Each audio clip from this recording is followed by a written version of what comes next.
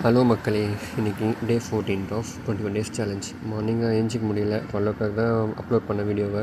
அதனால் இன்றைக்கி ஆக்சுவலி சென்னை கிளம்புறேன். சரி, சென்னைக்கு போகிறதுக்கு முன்னாடியே இந்த சிம்ப்ளிஃபிகேஷன் முடிச்சிடலாம் அப்படின்னு சொல்லிட்டு சிம்ப்ளிஃபிகேஷன் எடுத்தேன்.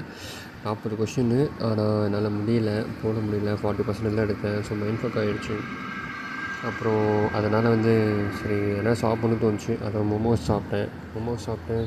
சரி, ஓகே, நம்ம மறுபடியும் படிக்கலாம்னு சொல்லிட்டு ஆஷிஷ் சார் தான் பார்த்தேன். வீடியோ நான் இப்போ வீடியோஸாக பார்த்துருக்கேன். எல்லாமே அவர் அரித்மெட்டிக் பார்த்துருக்கேன். எந்த அளவுக்கு சிம்ப்ளிஃபிகேஷன் முக்கியம், அதே அளவுக்கு அரித்மெட்டிக் ரொம்ப ரொம்ப ரொம்ப ரொம்ப முக்கியம். ஸோ கன்சிஸ்டன்ஸாக இருங்க. அதே மாதிரி நான் சொன்ன டாபிக்ஸில் நான் இதெல்லாம் கன்சிஸ்டன்சியாக இருக்கணும்னு நினச்சேன். பட் எல்லாமே இல்லை. பட் ஒன்று மட்டும் நான் கன்சிஸ்டன்சியாக இருக்கேன், இந்த சிம்ப்ளிஃபிகேஷன்ஸ்.